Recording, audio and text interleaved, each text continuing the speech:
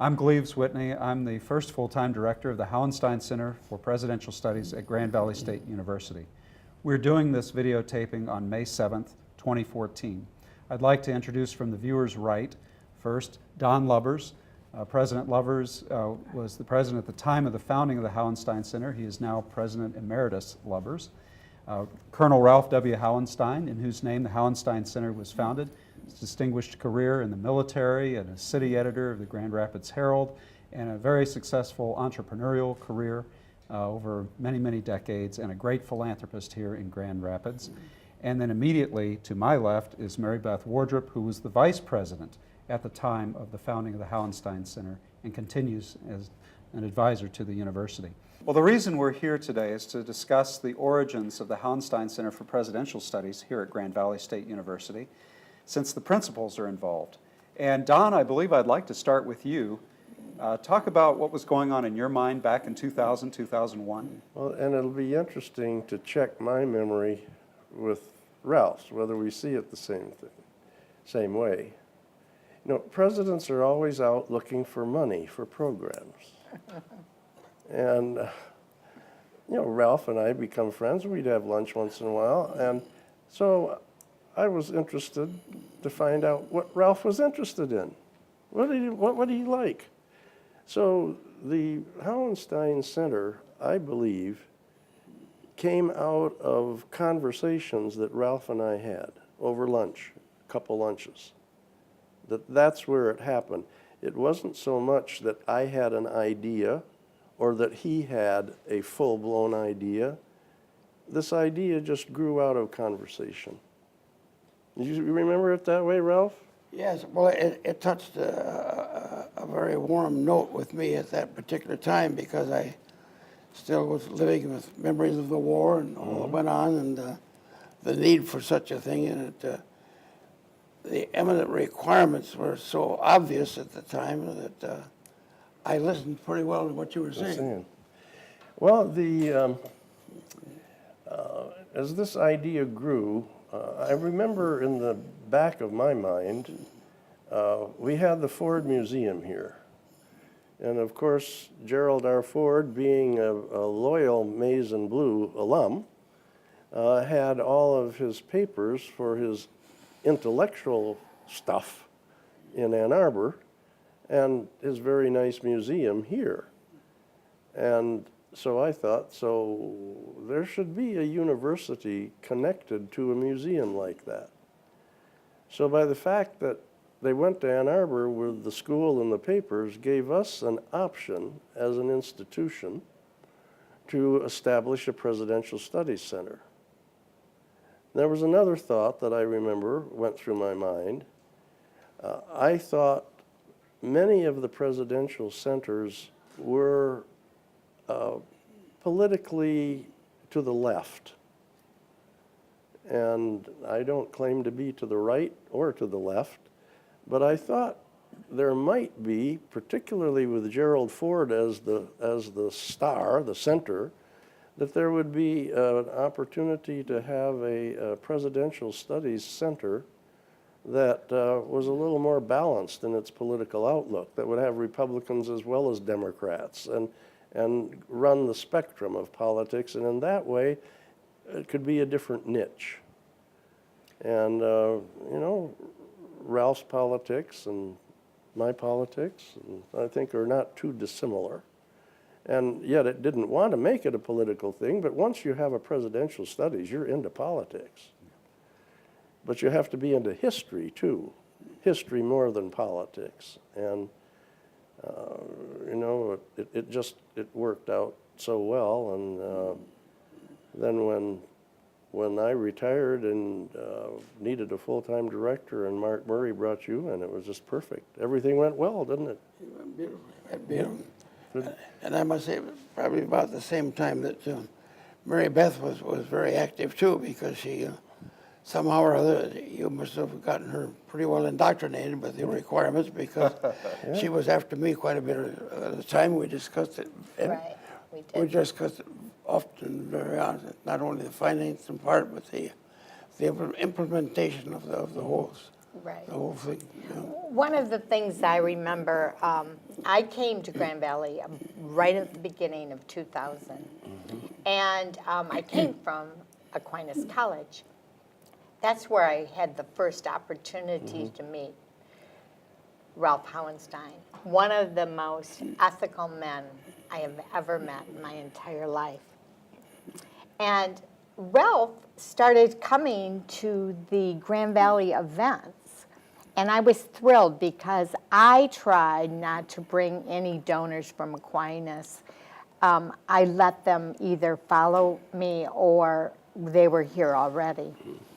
I had had several meetings with Don Lubbers, and Don started planting the idea. And so I felt that I was the person to start talking to Ralph about a large gift for the university and where that would fit in his mind, in what he would feel excited about and have a vision for.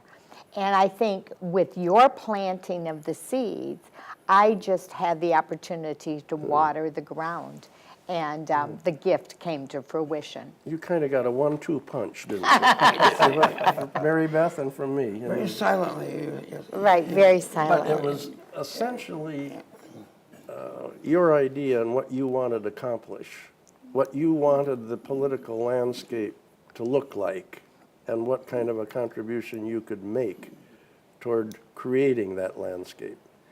So that was the idea, and I guess you gave an idea to us that really grabbed me, and I liked the idea, and so did you, and look at what we have, another center of research and interest and public service. Right. One of the things when you first approached me about Ralph that I felt so excited and motivated about it was because he was an excellent leader.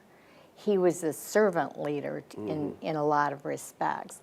But he also had courage and vision. And those kind of things are so important for our students to be able to see and to learn from, and to be able to have them have a role model like Colonel Ralph Hauenstein. Well, Ralph, didn't you say something to Gleaves that you hope that a president of the United States comes out of the Hauenstein Center studies? I certainly do, and I do today. As a matter of fact, I speak about it all the time, but our center can produce a president one day for the United States with all the concepts and precepts that we indoctrinate them with. And I think it can happen, and I hope it does happen.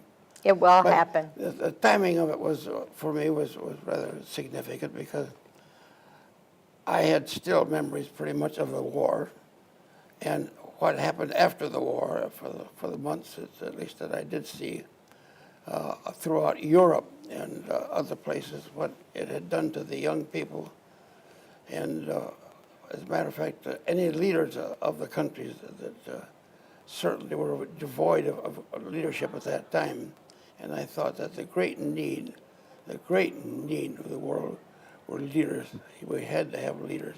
And this fit the pattern so beautifully, I think, that we could begin by training the type of leaders that we want right here in this community. It would be a marvelous thing. Yeah. I remember that quote well. We were down in Naples signing the papers, and my husband, John, when we're doing business, doesn't usually say much. I don't usually have to kick him under the table.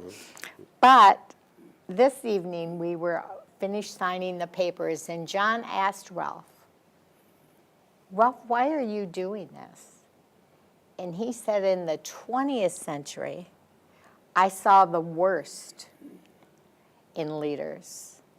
And in the 21st century, I hope to see the best in leaders through this Hauenstein Center so that my children's children can have the benefit of those leaders. And that's really heavy, Gleaves, because that puts a lot of responsibility on you. Well, it puts responsibility on all of our team at the Hauenstein Center, but look at the support we had. The first years that I was here, all the way up through today, we've had tremendous support from the university. We've had great support from the community.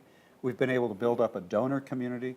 And the Yeah. students who come in, who are attracted to the Hauenstein Center and the Cook Leadership Academy, first rate. We are so proud of those students, and they're already making their mark. So we've had, really, I think, a serendipitous gathering of forces to make this Hauenstein Center be really what it's become today. But Ralph, the fact that you have remained so involved in our center, I want to point out officially, you are 102 years old, and you're continuing to be active in the center. And it's your active participation in the center that continues to inspire us all. This is why I say what inspires what we do is your life of leadership and service, and the fact that you can come to our seminars right here on campus and inspire those students who see your example and they hear the stories. And behind every story is a great leadership lesson. So you are the walking embodiment of what we're trying to achieve. It's true. Make no mistake about it. When we started it, I had no idea, and if it had been for Don, who Don had the full concept of what it might be and what it should be, and Maribeth too, I had no idea whatsoever how to get it started or to implement it, what we want. But they did a beautiful job at laying the groundwork to build it up, and they deserve the credit for really the inauguration of this effort. Well, it becomes serendipitous, you know, things come together and meeting different needs. Ralph has a need to see a better society, and how are you going to do that with your money? You got to figure out how you're going to do it, and then someone has an idea of how you can do it, and then you build on it from there, and it works. And I think at Grand Valley we've been fortunate because we could take advantage of different opportunities, this one being a great one. You know, there's a little disappointment for those of us who are not University of Michigan graduates but love West Michigan and Grand Rapids, to see that museum come without its papers, Yes. you know, without the research materials. So that, I have to say, was a disappointment to me. But then when you have a disappointment like that, you got to figure out how to take advantage of it. So in a sense, from my point of view, the Hauenstein Center was taking advantage of a situation that was presented to us, not the most perfect situation, because we didn't get the papers, but nonetheless, take advantage of a situation like that. We were very, very fortunate in getting somebody like Gleaves. Oh, yes. A phenomenal, an outstanding man who really, not even, he grew it from ground up, and he did a marvelous job. And he had a wide reputation throughout this community and actually throughout the nation, because it's becoming more and more well known. And none of us deserve that credit. No, that's not a bit, not took one, a not a bit. concept, took a concept. It goes right to you, every bit of it. I would like to second that. You know, as a vice president for development, I'm sure a lot of vice presidents wouldn't agree with me, but getting and securing the gift is easy. But making sure that gift is nurtured and that it has the right area of growth and vision and movement is something you can never be sure of. And getting Gleaves Whitney here helped that so much, because I kept saying to Ralph, we will make sure this goes in the direction you want it to. Well, when Gleaves came, I didn't have to worry. I just had to say, go for it, and help make sure that he had what he needed in order to make it grow. There's one story I want to tell. Gleaves and I had been talking about a leadership group. And so we brought Ralph in, and we said, we'd like to do a leadership academy. And I said, what do you think about us going to Peter Cook? And he said, okay, but I'm not going to say much when we're in the meeting. And I said, you don't have to worry about that. I will talk to Peter, and I will say what I have to say. And he surprised me in the meeting. He didn't say much. I was talking to Peter about how this the Peter Cook leadership could be something that would grow and really develop across the nation and have benefits for our students. And after I finished, I asked for the gift. I asked him for $500,000. There was some silence, and then Ralph said, and Peter, if you do this gift, I will match you. Well, that's all he had to say. He didn't have to say a lot. He didn't need to talk about the benefits. He said, I'll match you. And together they did it as friends. And it was so moving. And Peter was in a difficult situation at that time. And I wasn't sure we were going to get the gift because his staff really didn't want him making another gift of that size. But because of Ralph, we were able to secure that gift. Thank you. And I think Peter enjoyed it. Yeah, well, Peter did. He Oh, loved it. Peter did. Yeah, Peter and I became very close friends and worked together on many little things like this. And we're proud to carry on the Peter C. Cook Leadership Academy Exactly. because of your friendship. Because of it, exactly. Again, another titan in West Michigan who achieved so much, and it's a great example of leadership for our students. How'd you get the idea of any form of a curriculum for this? Where'd you come up with that concept? Well, there have been presidential institutes throughout the country. You know, so it's not a new idea. So it's pretty easy when you're not into that business, but to look at it and see what kind of a curriculum they provide. But I think one of the very important things that the Hauenstein Center has done for the community, not necessarily for the education of students, which we've done, I think, very well in the Hauenstein Center, is bringing really the best presidential scholars in the nation here. Yes. So that our students, our faculty, and the community, and it's amazing, isn't it, how many of the people show up for those lectures.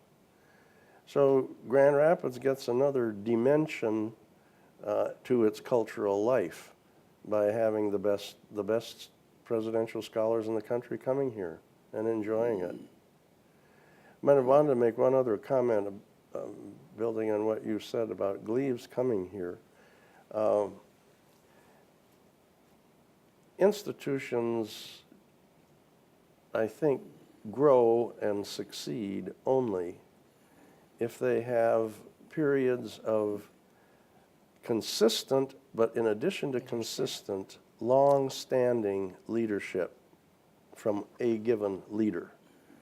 And that is what Gleaves has been giving, and we hope will continue to give, because I think, Ralph, that has been key to the success. I've seen some initiatives not do too well because a person comes, does it for 3 years, and then another person comes, and you know, everyone has to have his time at the hydrant, and you know, it sometimes Not me. it sometimes, therefore, doesn't get the consistency and the longevity that it needs. And that's what the Hauenstein Center has now. You know, one of the quotes that I think we all need to focus on is Richard Norton Smith's quote, that the Hauenstein Center is a jewel in the crown of Michigan. And I would quote that I think it's a jewel in the crown of the United States. Well, we really, the great credit for all of this really goes back to Gleaves, because It does. It does. he initiated it, he implemented it, and carried it through to its That's right. long conclusion. But it's going to grow and grow and grow and grow, and it's becoming nationwide. And I think you deserve more credit probably than all the rest of us put together. Yes. Well, I agree. Ralph, that's so kind of you to say, but I always go back.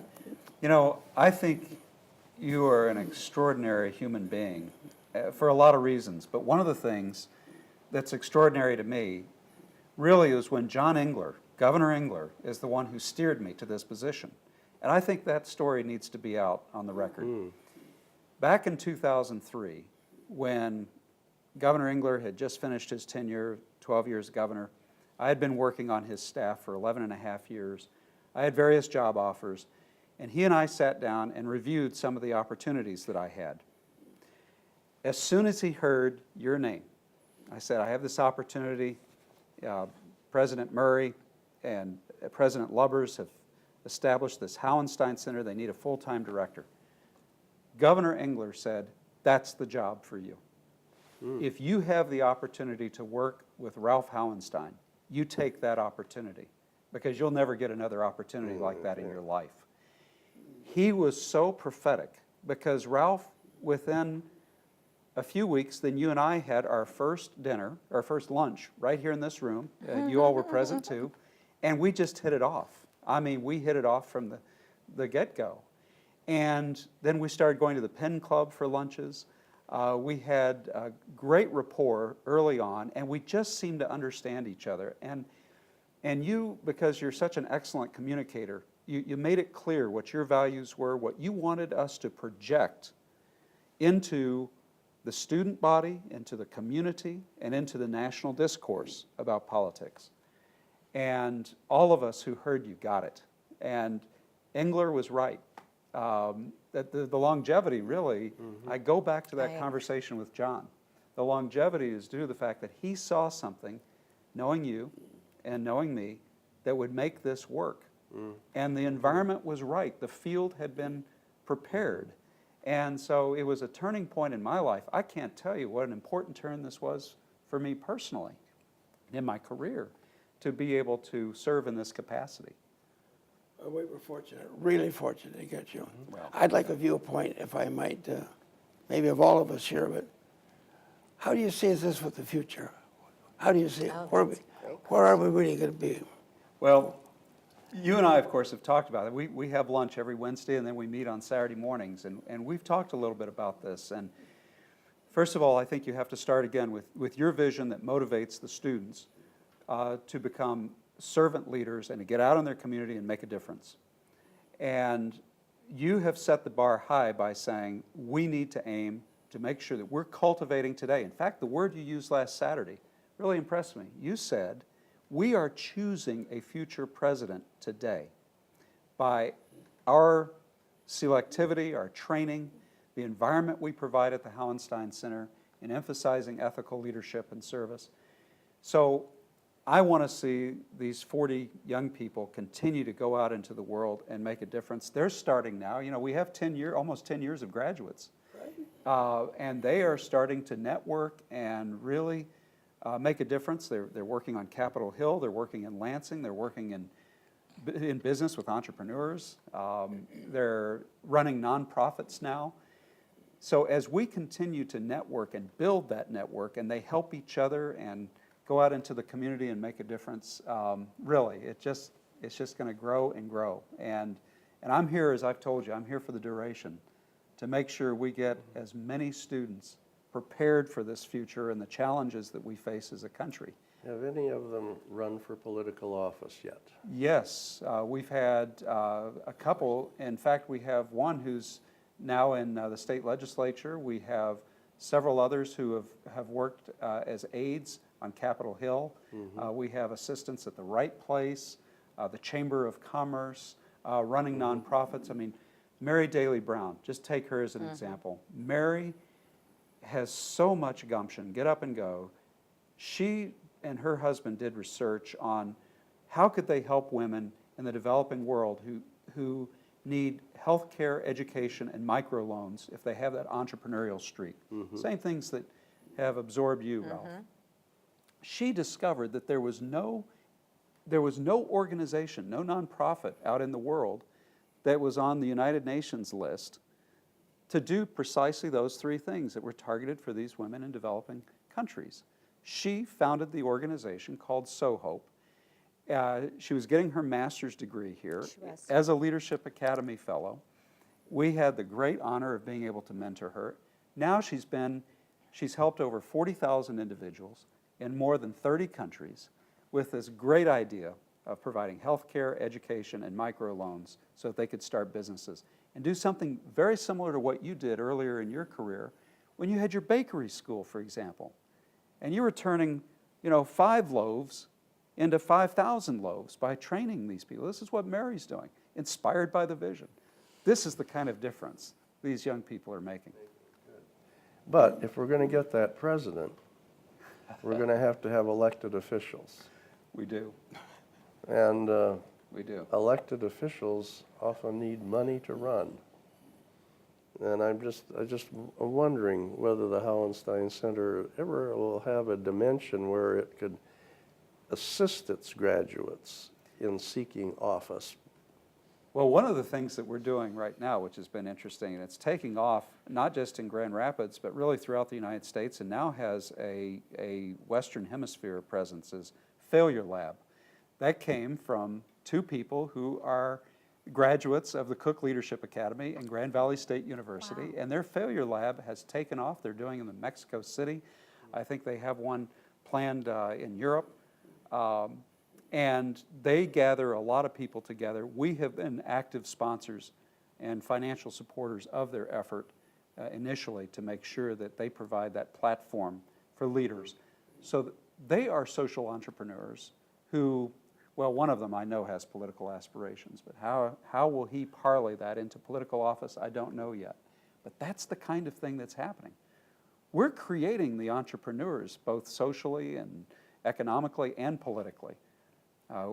We've got a very rigorous selection process. Think, the record is a wonderful record. I just think you're going to have to observe the political aspect of that too, because that's the hardest one to get into. How are you going to do that? And particularly since you're really advocating civil discourse. Yes. You want people to have political convictions, but you want them to understand the nature of governing. Yes. That is, governing requires compromise. It requires a give and take. It requires adjustments. So we want to train people who see life that way and get into the political maelstrom. But don't you think that the new program that Gleaves has started, Common Ground, will help those students see that they have to compromise? Because if they stay to the right, way to the right, or way to the left, there's no compromise in the middle. And you know what? Nothing gets done that way. Well, and here's where I need to credit everybody sitting to my left, because we've had conversations about the Common Ground Initiative. Don, it started when you and I had that very important phone call in April of 2012. It's 2 years ago. And you talked about the need, because no one else in the United States was doing it. There was a need for the conservative post-war movement in America to really revisit its principles and redefine itself in light of current challenges, and the same for progressives. There needed to be a home for progressives to be able to revisit the first principles of the progressive movement and how they wanted to move our society forward. And you very sagely said in that conversation that both of these camps have historic roots that touch, and people need to be able to understand that they need to be back in touch with those historic roots to understand that they can work together.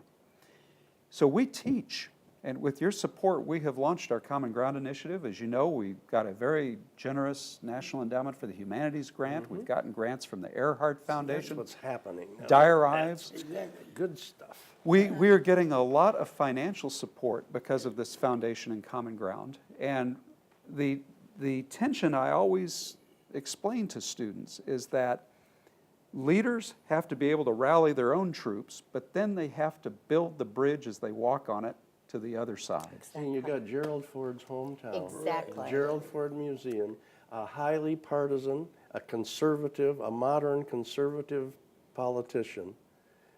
We couldn't have a better symbol. That's right. Right. And the problem is too much of our nation is falling away from it, Right. including our own area. West Michigan is a wonderful laboratory. Ralph, what were you going to say? West Michigan is a wonderful laboratory because we do have President Ford's example. Yes. We have Arthur Vandenberg's example. Yes. Yeah. We have Paul Henry's example. There's so many individuals in this community who've been outstanding. They've been grounded in their own tradition, but they knew how to reach out across the aisle to the other side. And so we embody that at the Hauenstein Center. And as a result of that, I can't tell you how many people come to Grand Valley to our programs to speak. Exactly. And they say, what you're doing at Grand Valley, no one else is doing in the country on campus, providing this safe environment for civil discourse, but it's more than civility.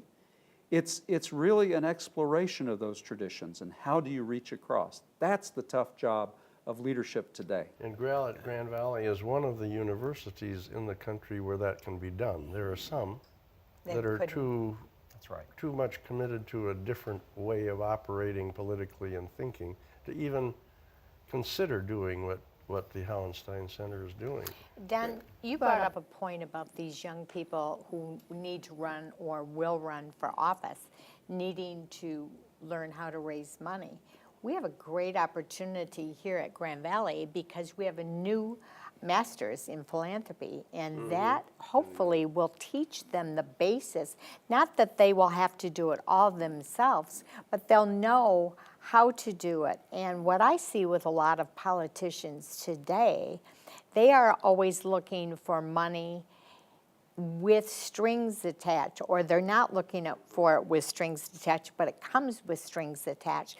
We need to have young people out there who are running for political office that can raise money and say, you know, believe in my ethics as we believed in Colonel Ralph Hauenstein's ethics, and to do the right thing and to bring people together and gain compromise. And hopefully if they know how to raise money in a correct way versus an incorrect way, that will happen. I've often wondered if there could be a political loan fund where young people who just they want to run for office and they got to raise money and they're but they need a bigger amount than they can initially raise. But if they could be loaned $25,000 or something, maybe $50,000 to get us started at no interest, and then if they're successful politicians, they'll be raising money all the time, and then they can pay it back from their campaign funds. I like that. You like it? I think it's sort of beyond our scope to get into the financial area in such a manner. I wouldn't favor it right now.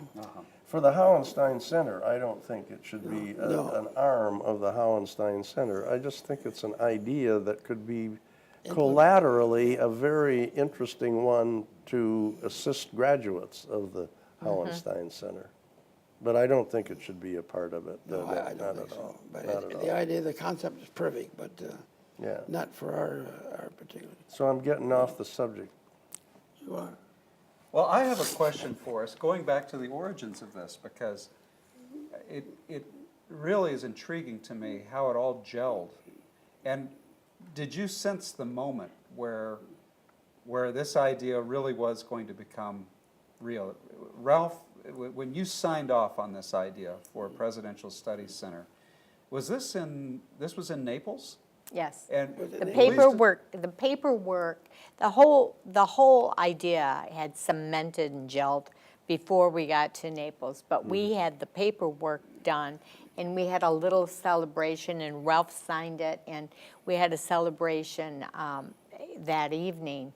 But I think Don Lubbers is an excellent person to sow seeds, and he had been sowing the seeds, and I know when he approached Ralph, you have to have what I call a bingo or a spark. And Don had a need, and Ralph had a vision, and we had a bingo, or we had a spark of a vision. And they both were very excited about it. It was a great. That's very true. Very nicely put. And let me sort of bring out sort of the journalistic side of this. Please describe where these places were. Now, in Naples, the celebration, was that at the Ritz or the? You know what, I don't remember. It may have been at the Ritz-Carlton, but I also remember we had signed it up in Ralph's condo. condo. And that's where John Wardrop asked him the question, Ralph, I want to know why you're doing this. And that's when Ralph spoke about the leaders, the worst of leaders and the best of leaders. What room in the condo? I'm sure it was the living room, because, wasn't it? Probably at the bar. I didn't want to have that on tape. I was trying not to have our reputation precede us. That's good. Well, it was a great day. It really was to think that we are doing this. And it's almost it's as though it's in its beginning, because you can see great things for the future. And normally, you don't get tied up just today. You know what we're going for and what we're going to do and what's going to be there when we get there. And Ralph, I've got to ask you, who is the leader you look up to most, the leader who influenced your view of leadership? When and where? Well, I suppose I could say Eisenhower probably did, but I would have to be honest and say that I think that Bradley was since we got into that war factor part of it. Yes. Bradley was the military strategist. He was a strategist. He knew exactly. genius. And Eisenhower was the kind of leader who could bring everybody together and make it work. Exactly right. But Bradley was the man. But anyway, that's a bit beyond it. And you've also spoken so highly of General Marshall.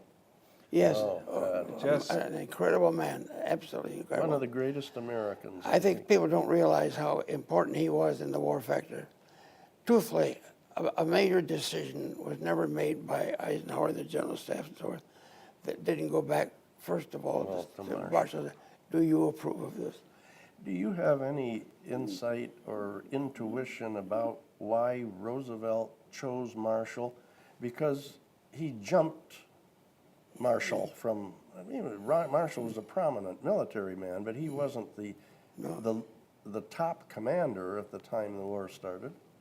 And Roosevelt made the move. And do you know how or who influenced Roosevelt, or did Roosevelt know Marshall before? Apparently on every type of maneuver that we ever had. And in those days, you know, we had lots of maneuvers. We didn't have anybody, no money, but we would go on maneuvers. Yeah. And that would simulate war plans. We simulated war plans on a very small scale as best we could. And invariably, Marshall would come out on top every time.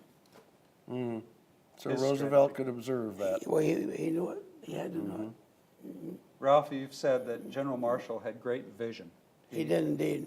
He could anticipate the chess moves. He did. He overrode Montgomery, and he disapproved of certain things, but basically he was a wonderful man. In Europe, he came over and visited us quite often in Europe, and he was one of the boys, you know, right at the club and so forth. He was a wonderful, wonderful leader. Had great ideas. And while we're talking about favorite leaders of yours, I'd love to hear who your favorite president is. We've talked about, gosh, Reagan and all of his accomplishments, Lincoln. Well, you want to go in more modern times or past? Up to you. Well, you wouldn't have had a country without Washington. I think we wouldn't have had a country. He had to be a great leader. He's the greatest. Yeah, that's right. He pulled it together. He sure did. And we wouldn't have kept a nation without a Lincoln. That's right. That's exactly right. So those pictures, when we went to elementary school, and those two pictures were they were there for a reason. You bet they were. Yeah. Yes, I hope they're still in that elementary school. Well, they're not always anymore. yeah. You know, Ralph, I don't think I've ever asked you this question, but in the private sector, whose leadership do you look to most as somebody who really did something great? And I don't think we've ever talked about that in the private sector. No, I don't suppose we have.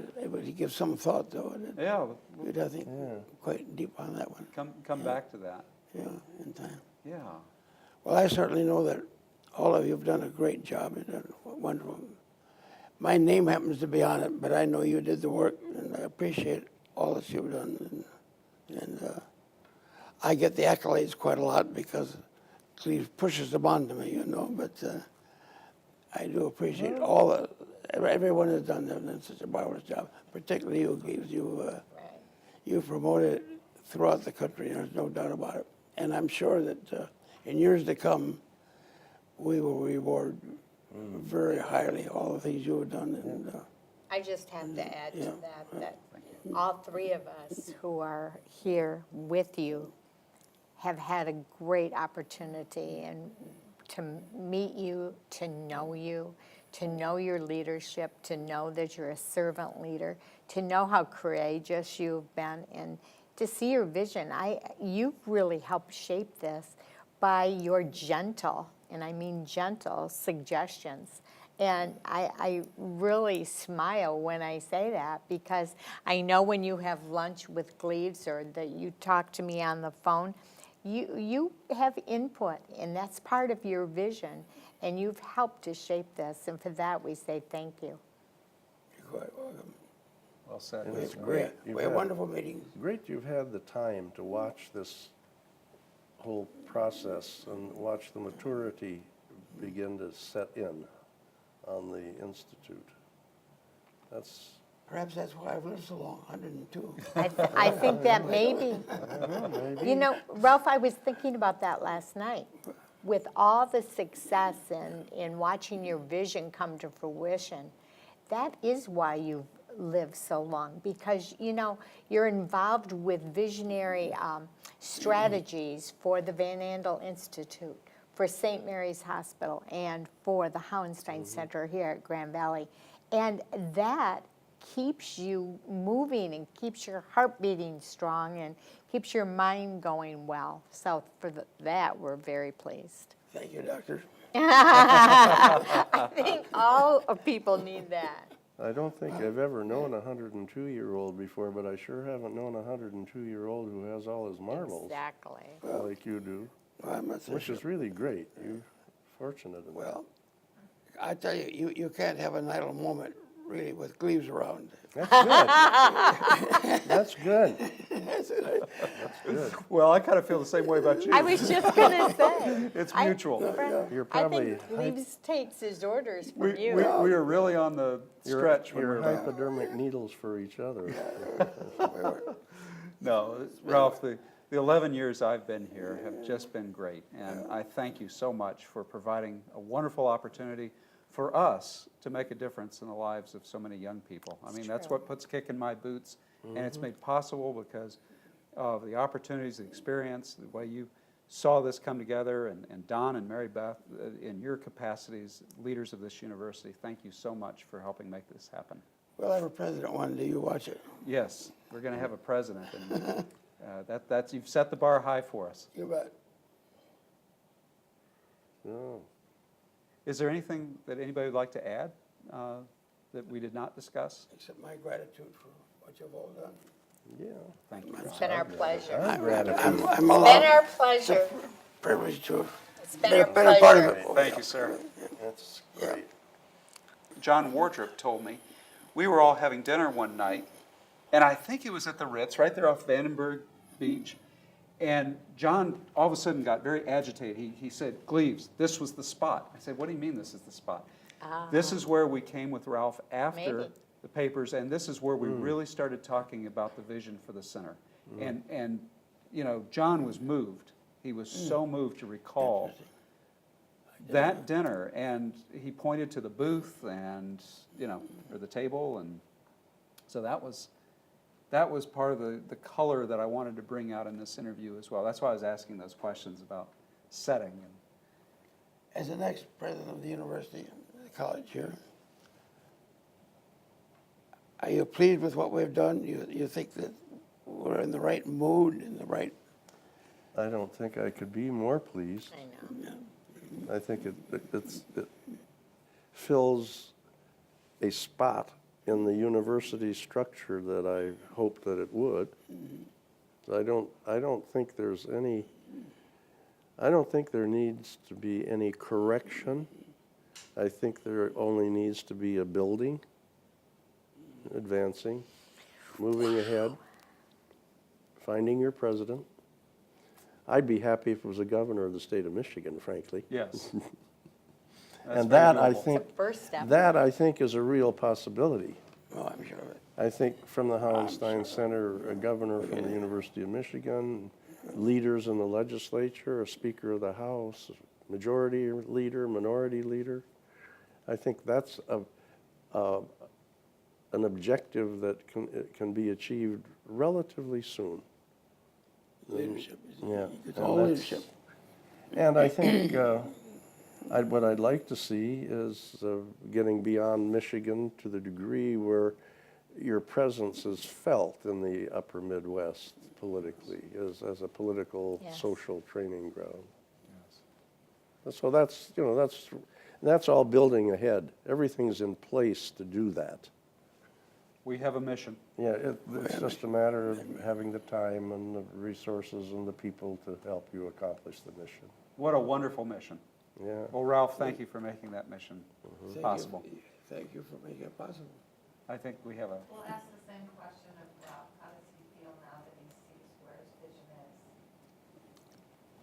how are we doing with our vision? I'm absolutely delighted with it. I've looked at these young people and realized that, and I've heard them talk, and what I couldn't help but notice that we get speakers here sometime, and they'll ask the audience for questions. So, who's the first guy up here? One of our pupils with a very pertinent question, you know, and it shows the leadership because blossoming right now. I'm very pleased with it. Yeah. And, before we turn off the cameras, there is one thing. Don, you and I have talked about this. It's part of our Common Ground initiative, and I said to you, I want to get your quotation on video. And it goes to the heart of what we're responsible for. It's that quotation that you cite that we're I'm trying to remember it, but I don't. We're only Oh, yes. Henry Knox. Henry Knox's quotation. Would Henry you please? Knox, the George Washington's general of artillery and the first Secretary of War. I read something that he said recently, within the last year or two.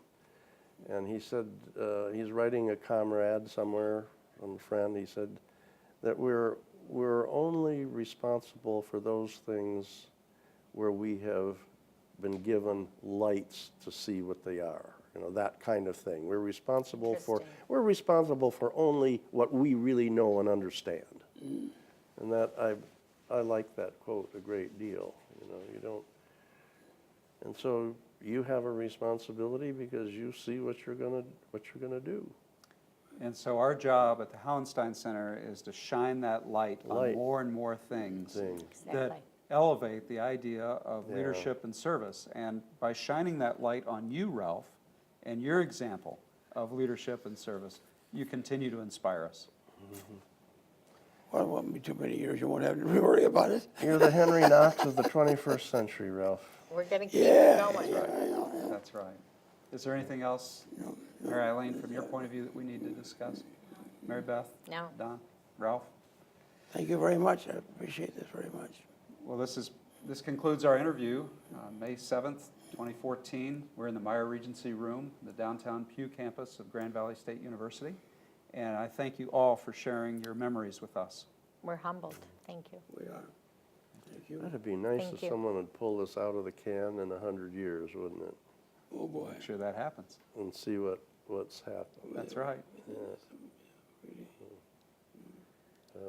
What an honor. There'd be a lot of cans for you, I know. What an honor. Great. Thanks, Mary Beth. Oh, you're I welcome. so appreciate you Oh, you're sharing welcome. your memories. I've just It's been an finished honor. reading Bruce Catton's book, Waiting for the Morning Train. Yes. In which he writes about his boyhood in Michigan. I'm just thinking about, he died, in the late 70s, something like that. He was born in the late 90s, I think. He was in his late 70s when he died, maybe 80. And to see how he looked at life and what he looked like for life in Michigan. And I've been fascinated by that and the values that he grew up with and the failure of his his father kept this little school alive, and then when his father resigned, the whole thing collapsed, and his father knew it would. But, you know, these positive yet semi-tragic lives and the mark that they leave. And I'm just really interested to see what mark does this institute leave. If you speak about inheritance, I suppose you'd have to say that Hauenstein, of course, his ancestry is the hangman. My ancestors were the chap that hung the last man in the state of Michigan. He's got the whole history of this. It's a very interesting history. So Ralph has done quite a bit of research. And in fact, last week, I think I got about a 5-page biography of Benjamin Woodworth. that's my mother was a Woodworth. Yeah. Oh, your mother. Benjamin Woodworth, and they had the Steamboat Hotel down in Detroit, and this man was all things to that community. I mean, he was a sheriff, hotel owner. He lodged President Monroe when he came to Michigan. He lobbied President Jefferson in 1803. Wow. This lobbying for Michigan. This was an amazing individual, and so I winked at Ralph after I read. I was sitting on your couch, you'll recall, last week, and I'm reading all through Benjamin Woodworth's biography, and I said, well, Ralph, now I know where you come from. I mean, this sounds just like you, because this man led in everything he touched. Yeah. Virtually everything. He was even the coroner of Detroit. That's why he hung him. He was the last man to hang a man. That's right. Yeah. He was the coroner. So be careful. He hanged him. He took him down off the scaffold, and then he performed the autopsy. That's right. That is a The riot. coroner. That's I really probably true. would have It's liked really him because I'm one of the few people who still believes in capital punishment. true. I do too. And people say it's a matter of, well, it doesn't deter. I'm not interested in deter. Oh, nice if it's deter. I'm interested in justice. My concept of what justice is. So you're a hanging judge, too. I'm a hanging judge. Okay, well, you and Benjamin Woodworth, Sheriff Woodworth, would have gotten along. He was quite a guy, wasn't he? What about, I mean, he was an entrepreneur, a public servant. What about your ancestor there? Did you admire As a them matter most? of fact, I think his son, his grandson, was the first doctor in the state of Michigan, too. Really? First He doctor? graduated from Rusk Medical School, Chicago. Isn't that something? That is amazing. That's why I serve you good liquor when That you was his mother's? Was that his mother's? Yes, family? mother's side. That's right. So Yeah. your mother, Mary, Yeah, is Mother a Mary. descendant. And She's so the- you are the what? I mean, I can't remember how many grands. I He know was it. your great. Great something. Well, Yes. Woodworth, yeah. Woodworth. He was alive in the early 19th century. Correct. Late 18th, early 19th. He was born in the end of the 18th century and spent so Benjamin much of his time. Woodworth. Benjamin Woodworth. Benjamin Woodworth, just an amazing individual. Yeah, really. Does he have streets named after him? I don't think so.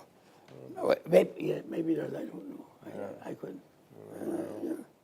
I only know that I'm very proud of the fact that he hung a man. I think it's a great thing. Yeah. Oh, yeah. Oh, I love it. Justice. I love it. That's right. Oh, I don't know how much evidence they used in those days, but oh, this man, I read about the murder, and he deserved it. He was an awful man. Oh, so, He really was. I won't go in on camera, I won't go into the details, but well, nobody else would hang him. That's why he had to do it. yeah, that's right. everybody was See, afraid of him. that's where you get your courage. That's right. You're the last man standing to believe that. That's, I mean, you did that in the war. It's amazing. Well, You had and- the courage to go in and do those things. That's right. Your rock solid character, though, I like to think comes from the name Hauenstein as well. I mean, we look at the German, the origins. Hauenstein is a hewer of stone. That's a Eurostone, that's correct. There's Hauenstein. In Switzerland, there's a mountain Hauenstein. And Lake Hauenstein. And Ralph is cut from That was part of fine Germany, stone. yeah. You know, that's his character. Oh, yeah. Hauenstein. Hauenstein.